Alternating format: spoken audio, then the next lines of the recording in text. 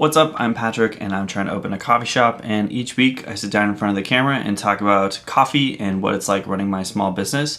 And today we're going to be talking about how my coffee business did this month, because we're in a new month, so we're going to look back and see if I made any money or if I continue to waste all of my spare cash and time on this pipe dream of trying to open a coffee shop. But before we do that, let's talk about what I got up to this month. So for my coffee business, I actually didn't do a lot of pop-ups this month. I don't really know what changed. I think I just didn't get invited to do as many pop-ups, which is totally fine. And also I didn't take any initiative to schedule any, which I've been doing in previous months, but it was kind of nice, truthfully. It's always a little bit draining when I have pop-ups so frequently. It definitely is where we make the majority of the cash for this business, but it's super labor intensive. It just takes a ton of time and effort to load up a full coffee shop, basically full of equipment, into my car and then drive it there, set it up, and tear it all down after working a full shift. So all that to say, it's a lot of effort. Stuff I love doing, but also gets tiring doing it week in, week out. So always nice to have a little bit of a lull, or at least fewer pop-ups, even if it means, making a little bit less. That said, I did have 2 pop-ups this month, one of which was this ongoing sort of DJ morning coffee event, which has been super fun. It's called Wake Up Get Down. It's a blast. We're doing them once a month for the foreseeable future, which is great. We got another one actually next weekend, so that should be a good time. If you're in LA, come on through. But that's always fun for me because it's just a good energy, a good vibe, and there's tons of people who show up for this event. It's always one that I really look forward to, and it's definitely one that I want to just keep doing. Other things that happened this month, I got 2 new coffees in that I was really excited about. One of which is the Geisha that I've been talking about the last couple of weeks. Really been enjoying that. And the other one is the Kenya that I'm drinking right now. It just has a lot of a complexity to it, which I really enjoy. It's one of those coffees where every sip is a little bit different and you sort of get new flavors every time you try it, which is always fun. Other cool stuff that happened this month, I have a couple of new mugs and a new pour over set that I'm super excited about. Let me go grab them. So the new mugs, we got this one here. These are all sort of new glazes that I've been working with, and a new dark black clay. These ones are kind of meant to be a set. They're all of Charlie's Coffee Co. colors, and they have some cool variation in them, and the insides are a little bit different as well. So yeah, just having fun with pottery. I'm trying to decide if I'll list these as a set of 3, because they also stack, which is nice. So potentially we'll list these together. Haven't decided yet. We'll see when that happens. And then I also have a new pour over set. I think this is the perfect size in terms of fitting a normal V60 filter. The only thing that I have not tested is if this will hold 2 full cups of coffee. So we'll double check that and then hopefully list that for sale as well. And if you're a Patreon supporter, you get early access to that for a week. So if you want one of these, subscribe and you'll be the first to know about it. I've also given myself a bit of a pottery project that is gonna turn out to be its own separate video in the next couple of weeks. Once that is fully finished, I just trimmed the pieces today and I'm hoping that they survive the kiln. And if they do, it should be a fun video to make. And then personal stuff with me that I've been up to this week. A lot more hiking, which has been really nice and good for my brain and nervous system. I've really taken a break from hiking since the fires that we had earlier in the year. They burned down a lot of the spots that we would go hiking normally, and also the air quality was really gross for a long time, so exercising outside didn't sound great. It feels like things are a little bit more normal now, so we've been hiking again, which has been really fun. I also started going back to the gym this month, which has been cool. I've never been to a bougie fancy gym. It's not like Equinox, not that fancy, but it has a sauna and they have eucalyptus towels. It's been nice to get back into the gym and yeah, just lift more, because I used to lift a lot. I don't look like I lift, but I used to, and it's been fun to just lift heavy things again. Anyway, now I'm a fancy gym person, and it's kind of nice. I really like it. I'm not gonna lie. And then lastly, I updated sort of the video format for the weekly videos I've been doing more of deep dives on an individual topic and less sort of broad strokes, what's happening, what I've been up to in my coffee business. And I hope you enjoy them. So let me know what you think. I did a video on pottery. I did a video on tariffs, on coffee bags, and what's the other one I did? Oh, and coffee roasters, comparing different ways to roast coffee. But it's been fun for me. I really like doing a little bit more research and putting a little bit more effort into the videos as well. And also it's helping me learn more and dive deeper into topics that maybe I wouldn't normally. Let me know what you think. If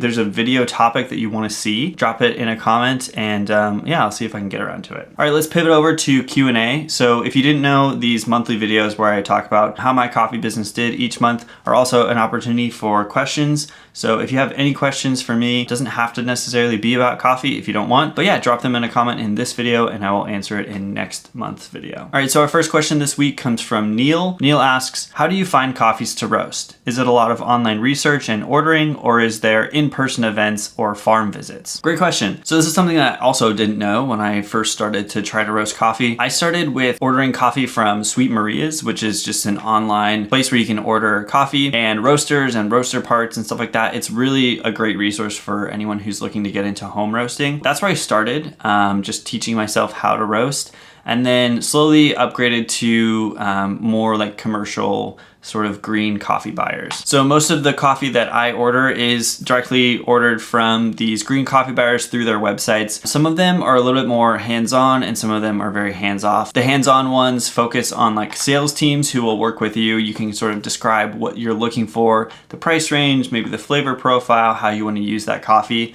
and they'll recommend coffees for you. And those green buyers also tend to allow you to purchase in much larger quantities. So you're buying like 150 pounds plus of an individual coffee, which for me, that will last me a long time. So I don't tend to buy in those quantities unless it's something that I'll be using a lot, like an espresso coffee. So I've done that before, specifically Onyx Coffee. They've been really great to work with. I did an interview with them during the tariffs video. They're a super great resource and I love working with them. Another green coffee buyer I work with a lot is Royal. I tend to buy stuff in like 50 pounds to 22 pounds from them, and small enough that I'm not like working with a salesperson, but they have a lot of variety, which I really appreciate. So for Royal, I tend to work more with like just a website, see what like looks fun and exciting. This Kenya is actually from Royal. And usually with Onyx, I'll work directly with a salesperson, Julio, who you saw in that video. I've worked with him before to just buy coffee. There's definitely lots of events as well. Specialty Coffee Expo is one that I've been to and met some new green buyers that I haven't worked with yet. I've also just like been to other coffee events and met sort of like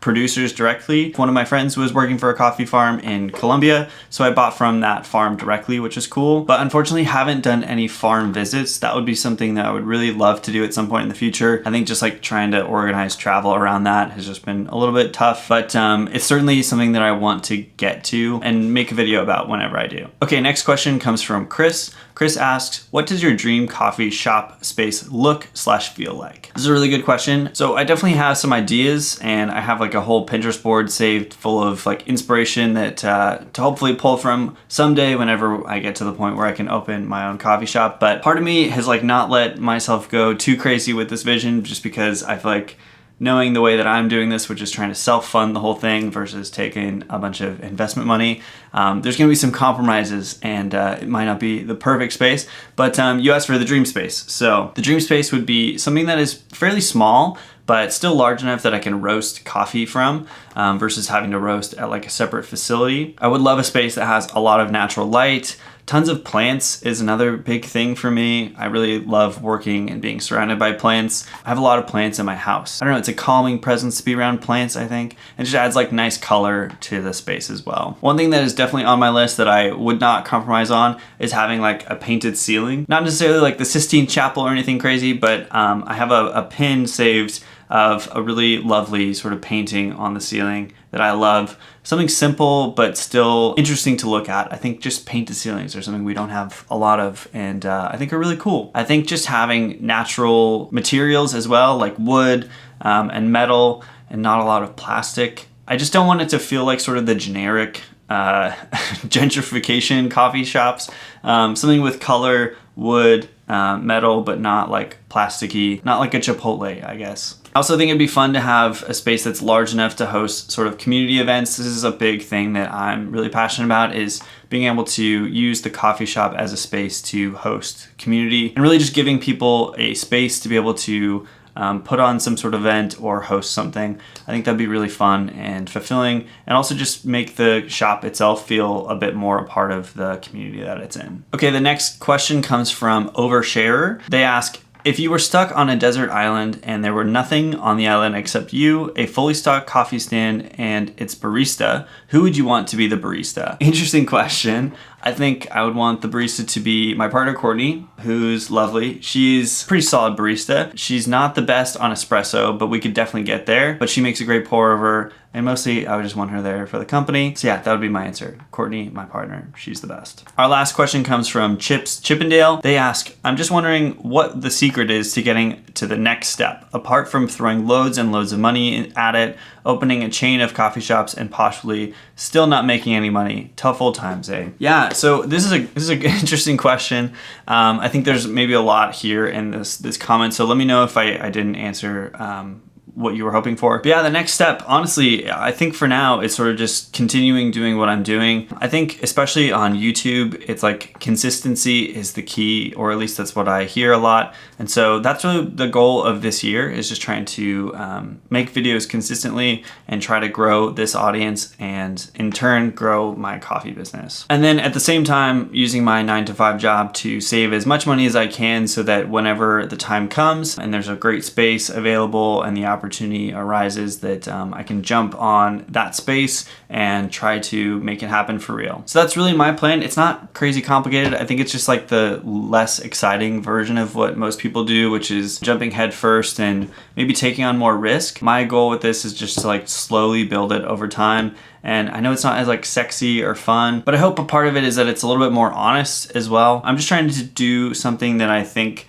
is going to be more durable than something that's sort of like a flash in the pan. And I think the way to do that is to just be consistent over time and to really just focus on slow growth versus fast growth that's really like unsustainable. So that's my approach. I don't know if we will hit the 10,000 subscribers that you talked about. That's my goal by the end of the year.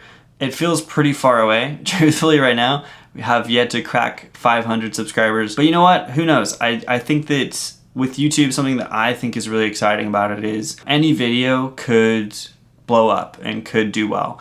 And so I think that's really the approach that I'm trying to take with the YouTube channel here, is to try to make consistent quality content that people enjoy. And hopefully one of those videos resonates with just sort of outside of the small audience that we have right now. And if not, then I think the consistency hopefully is helpful to just that slow growth too. So long-winded answer, I guess, to say that the strategy is really just like keep doing this. I'm really enjoying what I'm doing, and so if it continues to grow slowly, that's totally cool with me. All right, so that's all of the questions that we have for this month. And if you have any questions for me about my coffee business, me personally, pottery, whatever, drop them in a comment in this video and I'll answer them next month. All right, now let's talk about how my coffee business did this month. So for the month of April, I brought in a total of $234 in coffee subscriptions through my Patreon and my website, $470.24 in pop-ups. We didn't have any commercial or online orders this month, which is totally fine. And then we brought in $115 through pottery sales, which is honestly very encouraging. I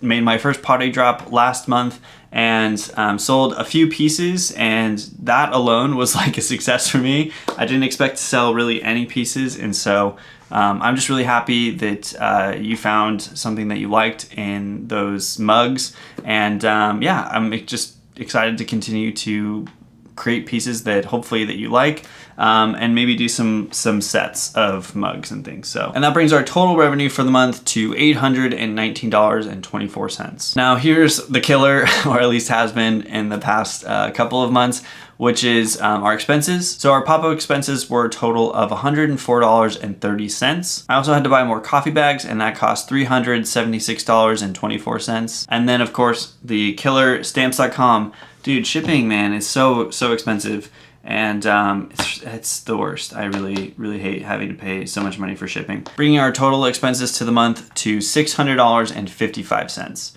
which means this is our first ever month that we actually made a profit, which, thank God. It's about time. It wasn't a lot, but we ended up making $218.67 for all of that work. Not crazy, but we did it. We did something.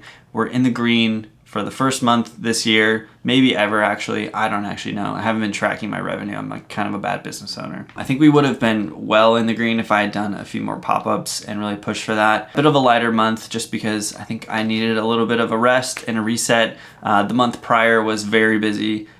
We made a lot more money, which is great, but takes its toll at some point. So really trying to build that subscription service and those online sales of things, just because those are a lot easier for me to like execute regularly versus doing pop-ups every weekend is tough when you have a 9-to-5. So I think that's pretty much it. If you have any questions for me, again, drop them in a comment and I'll answer them next month. Hope you enjoy these sort of new video format that I've been doing. And let me know if you still enjoy these look backs at the month to see how my coffee business is doing. We finally had a green month, so that's good news. And that's all I've got. Thank you so much for watching, and I will see you Monday.